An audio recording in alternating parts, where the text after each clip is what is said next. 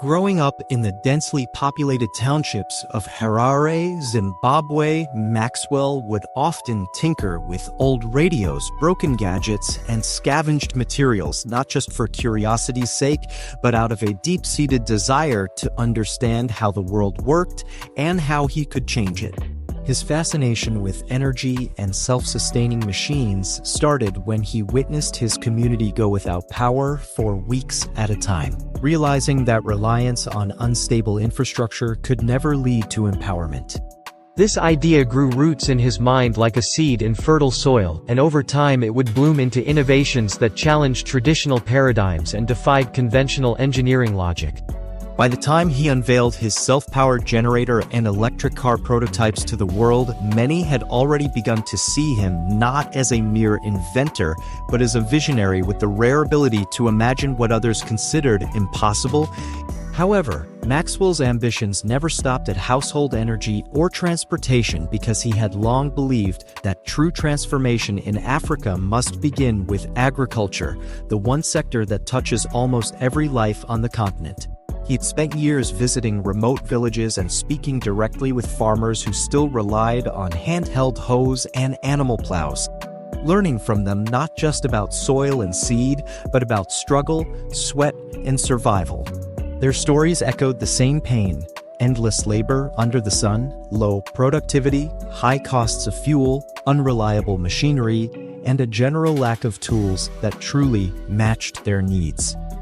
These were not problems of ignorance or laziness, but symptoms of systemic neglect, and Maxwell resolved to create something that would flip the equation in favor of the smallholder farmer. That resolution became reality with the birth of his most groundbreaking invention yet, a self-powered tractor designed not for global export, but specifically tailored for the African farmer, the soil they till, and the weather they endure. At first glance, the machine might look like any conventional tractor with its robust frame and rugged tires, but hidden beneath its steel exterior is an ecosystem of innovation unlike anything ever seen on a farm before. The tractor operates without any external fuel source because it is embedded with a self-generation system that utilizes Chikumbutso's proprietary green energy technology, converting atmospheric and kinetic energy into usable electrical power. Its electric motors are not just efficient but intelligent, responding to terrain and adjusting torque in real time to ensure optimal performance even in muddy fields or hilly regions where traditional machines often fail. The control interface is minimalist and multilingual, with visual cues designed to accommodate users who may not be literate but are fully capable of understanding symbology and color-coded instructions.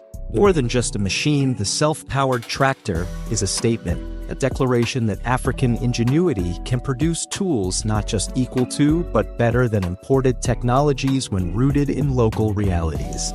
In field trials conducted across Zimbabwe, Malawi, and parts of Zambia, the tractor has consistently outperformed diesel models in terms of fuel savings, maintenance requirements, and overall reliability. Farmers who once took 3 full days to plow a small field with oxen now complete the same task in under 4 hours using the tractor, and the difference is not just in time saved, but in lives transformed.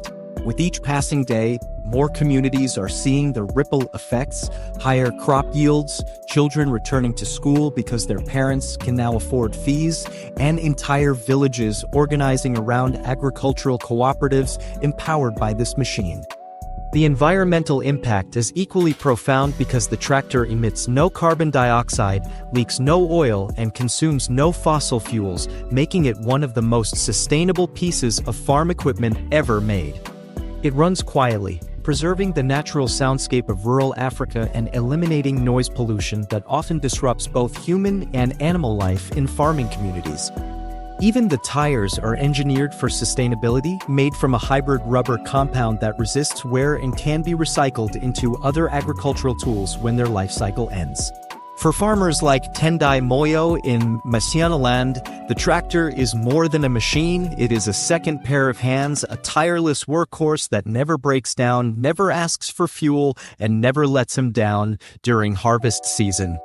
Tendai recounts how he was able to increase his maize yield by 240% in just one season, not because he used better seeds or fertilizers, but because he finally had the mechanical power to prepare his fields correctly and on time. His wife Nyasha speaks of the relief in her bones now that she no longer has to wake before dawn to help with the plowing, and of the new business she started selling dried vegetables thanks to the extra income from their farm. Stories like these repeat themselves in village after village, from the banks of the Zambezi River to the plains of the Eastern Highlands, as more farmers take delivery of this revolutionary machine. In a small rural school near Gweru, teachers noticed a sharp drop in absenteeism once parents received their tractors because children were no longer pulled out of class to help in the fields. A young farmer named Chipo explained how the tractor not only made farming easier, but also restored her sense of dignity because she no longer had to beg for help from neighbors or rely on relatives for loaned oxen.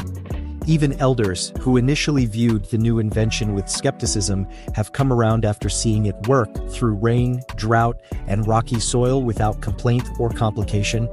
The technology inside the tractor is not just innovative, it is resilient, designed to withstand voltage fluctuations, mechanical shocks, and even tampering, thanks to a built-in security protocol that disables unauthorized usage. Unlike imported tractors, which require highly specialized servicing, this machine comes with a modular toolkit and training videos in local languages, enabling users to conduct most repairs themselves. It is compatible with a variety of attachments, from seed drills to irrigation pumps, all powered through its internal energy system, making it a complete farming ecosystem on wheels. In community demonstrations, Maxwell often steps back and lets the farmers speak because their voices carry the weight of truth and testify more powerfully than any marketing campaign ever could. They describe how the tractor feels like it understands them, how it waits patiently when paused, how it adapts to the land as if it were born from the same soil they till every day. Some even talk of the machine in spiritual terms, calling it a blessing, a gift from God sent through the hands of a humble man with a dream. But Maxwell is quick to redirect that praise, reminding everyone that the real miracle is not in the machine but in the people who dared to believe it could be built.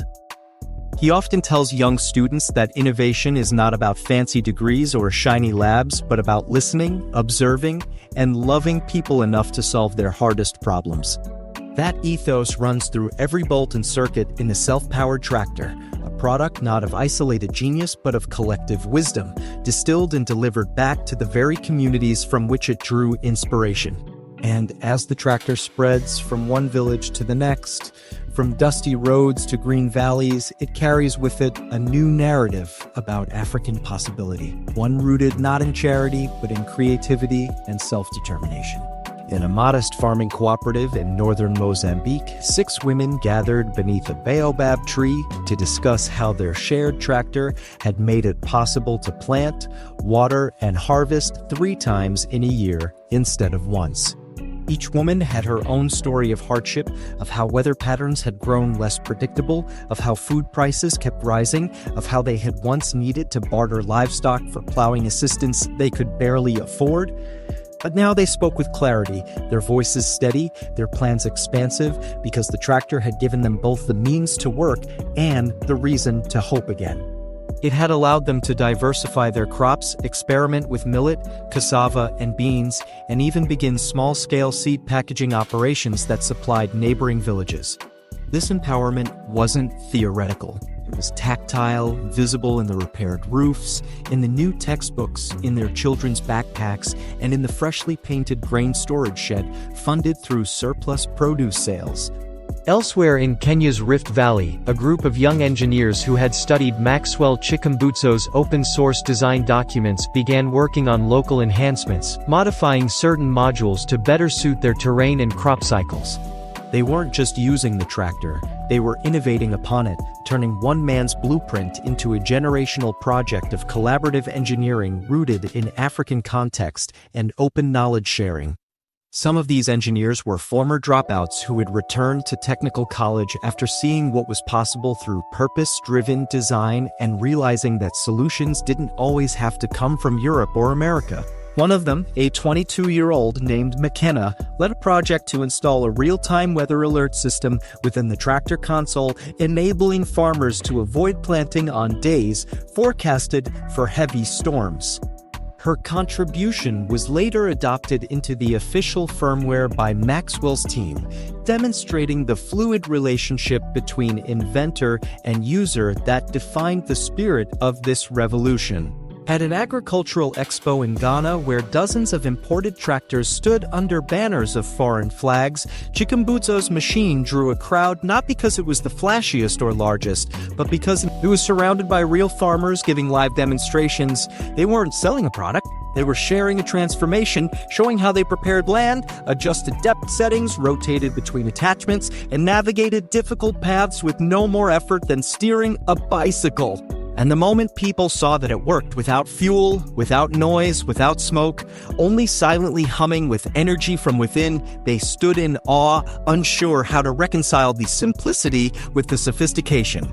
Government representatives began to take notice too, not just from ministries of agriculture, but from economic development, education, and even health, recognizing that this tractor's ripple effect touched every sector. In Uganda, a pilot program integrating the tractor into school-based farming curriculums led to a surge in student engagement as youth saw how technology could merge with tradition to produce something new and vital.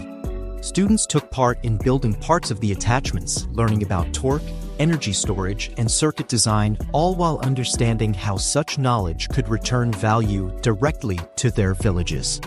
In Senegal, a regional bank designed a microloan product specifically for cooperative groups that wanted to share a tractor, structured so that the machine paid for itself through harvest gains before any debt matured.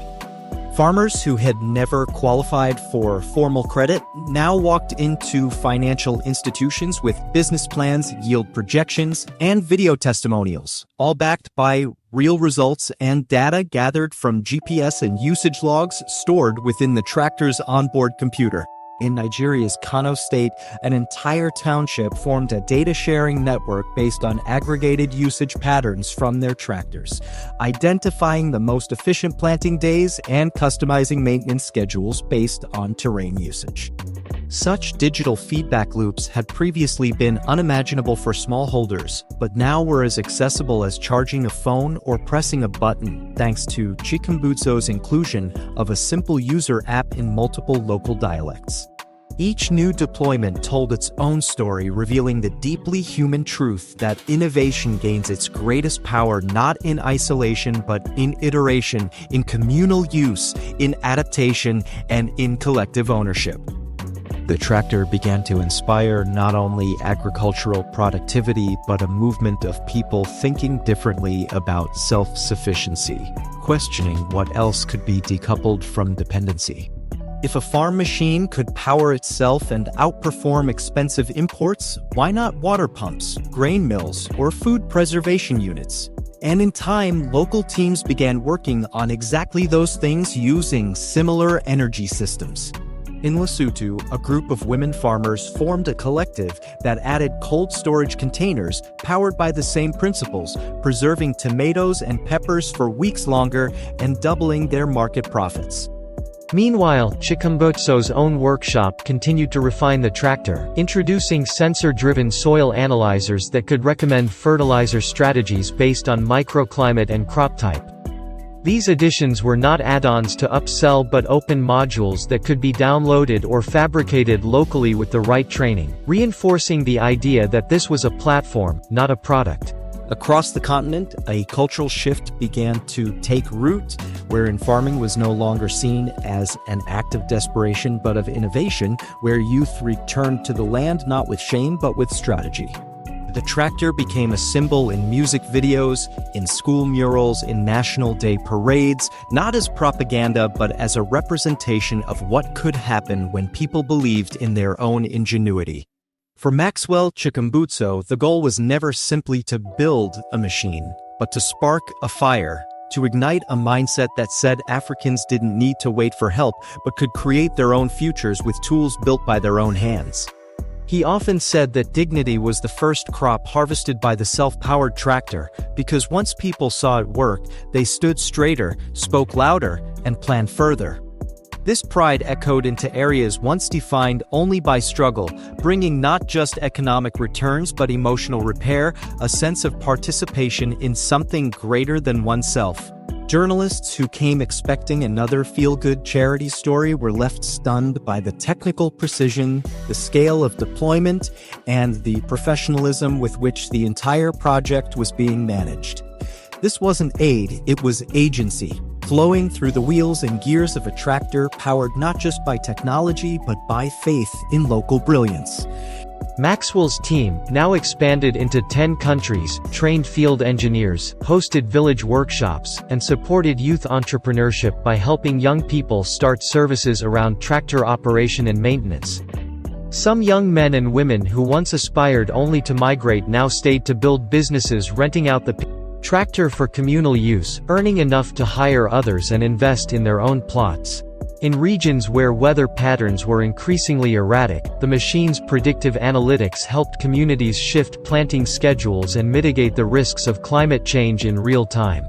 Its very existence became a rebuttal to narratives of scarcity and stagnation, proving that when design starts with the people and listens deeply to their needs, the result can transform entire ecosystems.